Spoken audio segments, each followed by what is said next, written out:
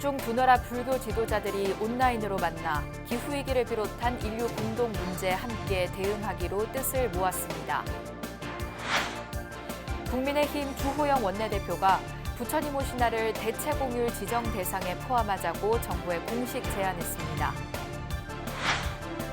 전통문화유산의 가치를 다음 세대에 온전히 전하기 위한 정부의 보존 원칙이 국내 문화재 특수성 등이 담겨 공식 선포됐습니다.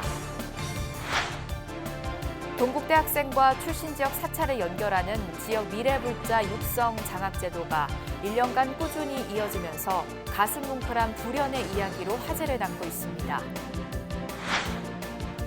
민족의 작은 설 동지를 앞두고 경북 지역 불교계가 시민들과 팥죽을 나누고 희망을 전했습니다. 여러분 안녕하십니까? 12월 21일 수요일 BBS 뉴스입니다. 한중 두 나라 불교 지도자들이 온라인으로 만나 기후위기를 비롯한 인류 공동 문제에 함께 대응하기로 뜻을 모았습니다. 코로나 이후 중단된 한중일 불교 우호 교류 대회를 내년 우리나라에서 열기로 하고 실무 협의에 나서기로 했습니다. 보도에 홍진호 기자입니다.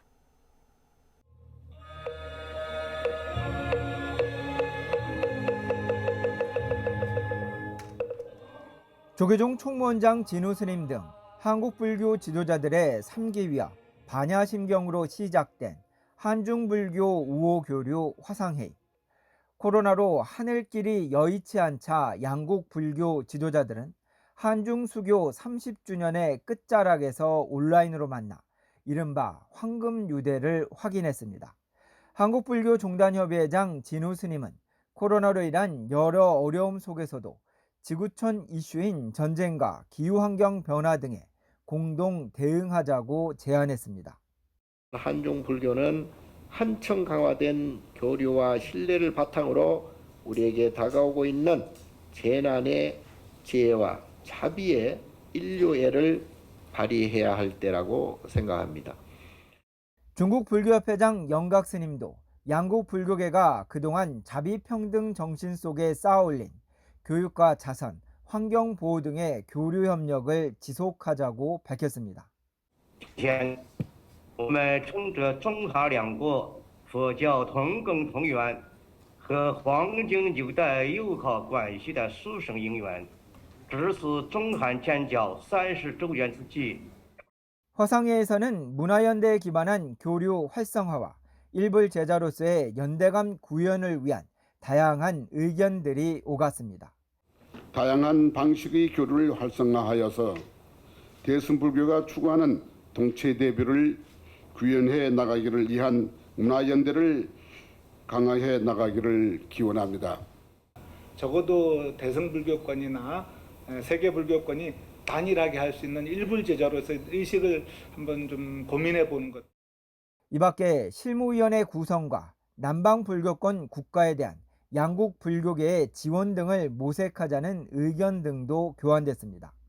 남방불교권 국가에도 눈을 돌려 함께 실천할 수 있는 방안도 모색해보고자 제안합니다. 양국 불교계는 내년 10월 우리나라에서 열릴 예정인 제23차 한중일 불교우 교류대회 실무협의를 오프라인으로 진행하기로 합의했습니다. 내년 우리나라에서 열릴 한중일 불교우 교류대회는 부처님의 지혜와 자비로 인류 공동의 문제를 해결해 나가는 전기가 될 것으로 기대됩니다. 서울 삼청각에서 BBS 뉴스 홍진호입니다. 국민의힘 주호영 원내대표가 부처님 오신 날을 대체공휴일 지정 대상에 포함하자고 정부에 공식 제안했습니다. 불교계는 국민들의 휴식권을 보장하고 내수진작 효과가 있다며 크게 반겼습니다. 윤소윤 기자가 보도합니다. 대체공휴일제가 도입된 건 2013년. 명절과 어린이날에 우선 적용됐는데 지난해부터 신정과 부처님 오신 날, 크리스마스를 제외한 모든 공휴일로 확대됐습니다. 국경일이 아니란 이유로 일부 공휴일만 제외된 겁니다. 이렇다 보니 국내 종교 인구가 10명 중 7명 꼴인 상황을 감안하면 종교기념일도 대체공휴일로 지정돼야 할 필요성이 제기되고 이제는 내수 진작, 또 국민 휴식권 확대, 종교계 요청 등을 고려해서 정부가 대체 공휴일 지정을 확대하는 것을 검토할 때가 되었다고 봅니다. 여당이 정부에 공식 제안하게 됐습니다. 우리 국민의힘은 내년부터는 공휴일이지만은 국경일에 들어가 있지 않은 크리스마스와 석가탄신일도 대체 공휴일 적용 대상으로 지정해 줄 것을 요청합니다. 대체 공휴일 확대에 국민 여론이 대체로 호의적이지만 신행 활동에 더욱 적극적으로 참여할 수 있다는 점에서 불자들은 크게 반기는 분위기입니다. 공휴일 대부분이 대체 공휴일로 지정돼 있다는 점에서 비춰볼 때 종교 기념일까지 확대하는 것은 합리적이라는 판단입니다. 도심에서 생활을 하고 보면 부처님 오신 날은 내가 그래도 내 원차를 한번 가고 싶었는데 그 거리가 있어서 이제 당일만 휴일이라서 갔다 오는 거에 대해서 부담을 가질 수 있는 분들이 그래서 가족 단위로 이제 1박 2일을 갈 수도 있는 환경이 조성되니까 훨씬 이제 가벼운 마음 또 경건한 마음 또 가족 단위 여행이 활성화되지 않을까 그런 기대를 가지고 있고 교통도 분산되고 여유 시간이 증가하는 만큼 종교를 떠나 경제와 사회에 미치는 영향이 크다는 겁니다. 불자님들이 이제 오고 가시는 게 뭐 요새는 다들 차량을 가지고 있어서 교통 정체도 생기고 막 이런데 그런 부분으로부터는 굉장히 좀 분산 효과도 있고 자유롭지 않나 이런 생각입니다. 국내외적으로 호평받는 템플스테이를 비롯해 불교는 우리 생활 곳곳에 깊숙이 자리 잡아 국민들의 행복 추구와 문화 복지에 기여하고 있습니다. 부처님 오신 날도 대체 공휴일로 지정되면 기념일에 대한 의미를 더욱 선명하게 하고 불자들의 자부심도 높일 수 있는 계기가 될 것으로 기대됩니다. BBS 뉴스 윤소윤입니다. 일본군 위안부 피해자 지원단체인 경기 광주 나눔의 집을 상대로 후원자들이 후원금 반환 소송을 제기했지만 1심 법원에서 패소했습니다. 서울중앙지법 민사 68단독은 어제 나눔의 집 후원자 50여 명이 나눔의 집을 상대로 낸 후원금 반환 청구 소송을 기각했습니다. 선고 직후 취재진을 만난 나눔의 집 후원자들은 기각에 유감을 표한다면서 판결문을 받아보고 항소 여부를 결정하겠다고 말했습니다. 앞서 위안부 할머니 기부금과 후원금 반환 소송 대책 모임은 재작년 5월 나눔의 집과 정의연의 후원금 유용 논란이 일자 지난 6월에서 8월 두 차례에 걸쳐 9천만 원가량을 반환하라는 소송을 냈습니다. 전통문화유산의 가치를 다음 세대에 온전히 전하기 위한 보존 원칙이 국내 문화재 특수성 등을 반영해 공식 선포됐습니다. 문화재청은 어제 서울 한국의 집에서 최응천 문화재청장과 송인호 이코모스 한국위원회 위원장 등 60여 명이 참석한 가운데 문화유산 가치 보존을 위한 한국 원칙 선포식을 개최했습니다. 이코모스 한국위원회와 한국전통문화대학교도 함께한 이번 원칙은 5개 장 30개 조항으로 구성됐으며 무엇을 어떻게 보존할 것인지에 대한 일관성 있는 실천 기준과 의사결정 방향이 담겼습니다. 특히 예술과 경관 등에 집중된 기존 논의 기준에 사회적 가치를 신설해 지역사회 속에서 유산이 갖는 가치까지 함께 다룰 수 있도록 했습니다.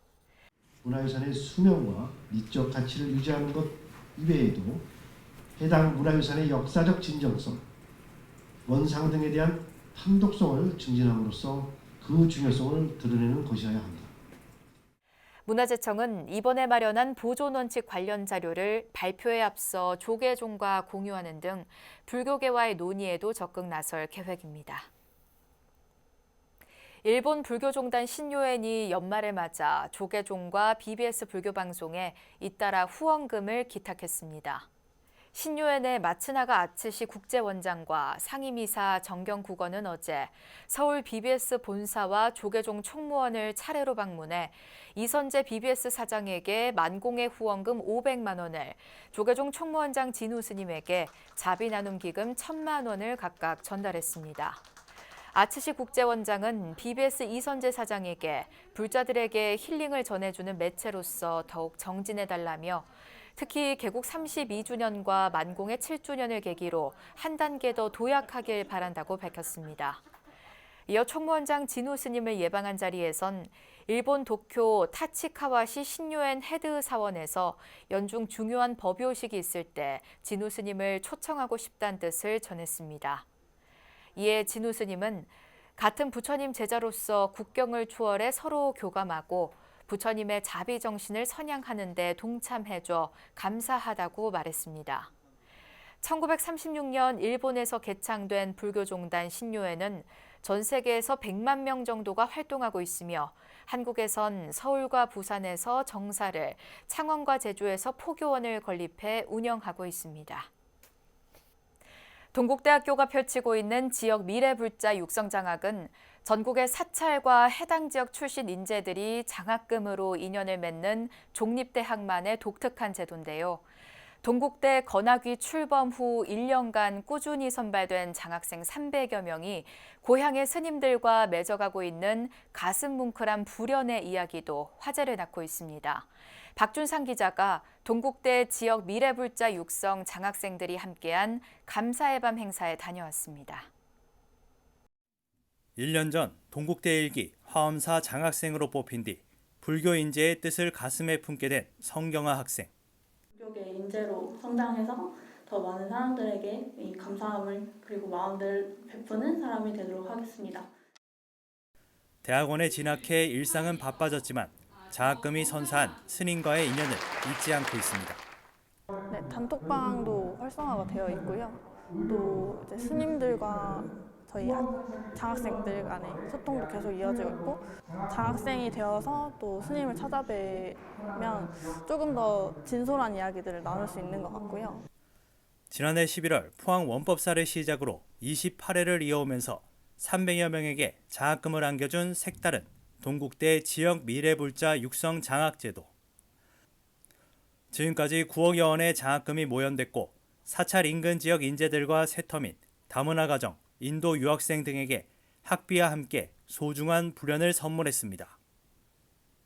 미불자들을 어떻게 보묘할 것인가에 대한 뚜렷한 과제를 제시해서 그 방향을 제시했다고 생각합니다. 그런 면에서 의미 있는 한 해가 됐다고.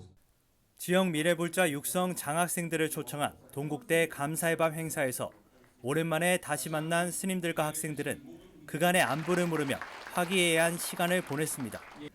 지역 출신 불자 육성의 한마음으로 장학금을 흔쾌히 희사한 스님들에게 건학위원장 동간 스님은 감사패를 전달했고 학생들은 꽃다발로 수줍은 마음을 대신했습니다. 동간 스님은 1년여 짧은 기간 사찰들이 동참한 장학금 액수가 9억 원에 이른다며 내년에 더욱 박차를 가하겠다는 포부를 밝혔습니다. 지금까지 28차례 시행된 장학제도의 운영 경험을 바탕으로 내년부터 우리 건학위원회는 지역 사찰과 학생의 연계에 더 방향을 두고 있습니다. 동국이 교수, 직원, 학생, 구성원들의 역량이 지역 사찰에 도움이 될 수 있도록. 장학금이 맺어준 인연으로 알게 된 학생이 잊지 않고 찾아올 때는 마치 자녀가 생긴 것 같다고 한 스님은 감회를 전했습니다.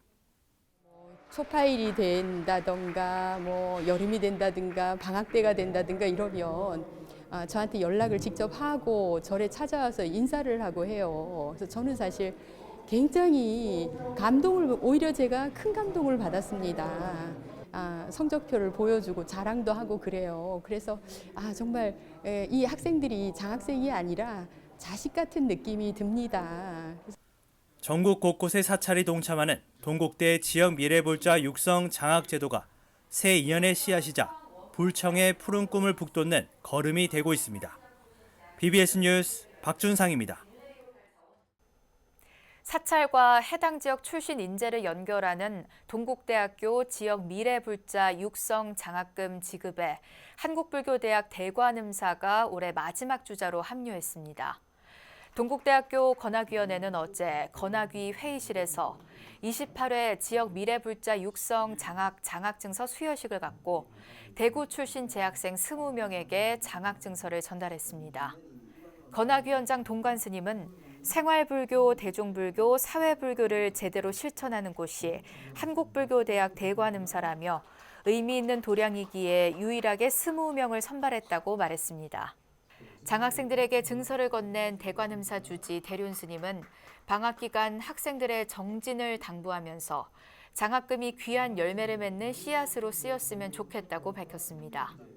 앞서 대관음사 회주 우학 스님은 불교계 최고 권위상 중 하나인 대원상 출가 부문 대상을 수상하고 상금 2천만 원 전액을 동국대 학생들을 위해 기부했습니다. 부산 해원정사는 주지 원어 스님과 조계종 종회의원 석산 스님 등 4부대 중 500여 명이 참석한 가운데 마의 지장보살 점안식을 봉행했습니다. 점안식에서 원어 스님은 지장보살의 대원력을 이어받아 가족과 이웃을 위해 복덕을 회양하는 불제자가 될 수 있도록 계속 정진해달라고 당부했습니다. 원어 스님은 코로나19로 어려움을 겪던 시기 불자들의 안녕과 건강을 기원하며 마의 지장보살 조성을 발언했는데 지난해에는 마의 약사열애부를 조성했고 조만간 해수 관음보살 점안도 앞두고 있습니다. 해원정사 마의 지장보살은 무게 16톤, 높이 4.6m 규모의 경주 자연석에 조성됐습니다. 청주 월명사가 팔각 7층 사리탑 제막식을 봉행했습니다. 강내 한우리 풍물패 풍물놀이로 시작된 행사는 회주 동찬 스님 인사, 사리탑 조성에 대한 감사패 전달, 마야사 주지 현진 스님 축사, 탑돌이 순으로 진행됐습니다. 네, 저희 월명사 사리탑은 미얀마에서 모셔오신 부처님 진신 사리가 17가가 모셔져 있고요. 이 안에 법화경을 사경을 해서 10권, 그다음에 금강경, 아미타경, 반야심경 등 경을 넣고 여기에 칠보 뭐 이런 걸 해서 탑을 정말 위험 있게 만드느냐고 많은 복장을 넣어서 저희가 뜻깊은 정말 좋은 사리탑을 만들게 되었습니다. 제막식에는 월명사 회주 동찬 스님을 비롯해 주지 지견 스님, 청주불교방송 사장 도암 스님, 용화사 주지 가견 스님, 마야사 주지 현진 스님 등이 참석했습니다. 민족의 작은 설 동지가 되면 애군을 쫓고 무사한 일을 기원하며 팥죽을 써 먹는데요. 경북 지역 불교계가 동지를 앞두고 시민들에게 팥죽을 나누며 희망도 함께 전했습니다. 보도에 대구 BBS 문정용 기자입니다. 하얀 김이 모락모락 피어나는 따뜻한 팥죽 한 그릇에 얼었던 몸과 마음이 사르륵 녹습니다. 경북 지역 불교계가 우리 민족의 작은 설 동지를 맞아 팥죽 나눔 행사를 마련했습니다. 의성불교 사업연합회는 안개 전통시장과 의성 전통시장에서 스님과 신도들이 만든 1000명분의 팥죽을 시장 상인들과 시민들에게 전했습니다. 마음이 좀 따뜻하게 옛날 추억도 좀 떠올리고 기분 좋게 코로나 시대도 다 끝나가고 하니까 밝고 맑은 한 해를 좀 맞이하는 좋은 하루가 되었습니다. 안동불교 사업연합회도 안동 문화의 거리와 신시장 내거리에서 세시풍속 이웃과 함께하는 동지팥죽 나눔축제를 진행했습니다. 이날 행사에서는 대원사와 연미사, 봉정사, 광흥사, 유화사 등 연합회 사찰 스님과 신도들이 새벽부터 준비한 팥죽 1,500인분을 시민들에게 나누며 세시풍속의 의미를 되새겼습니다.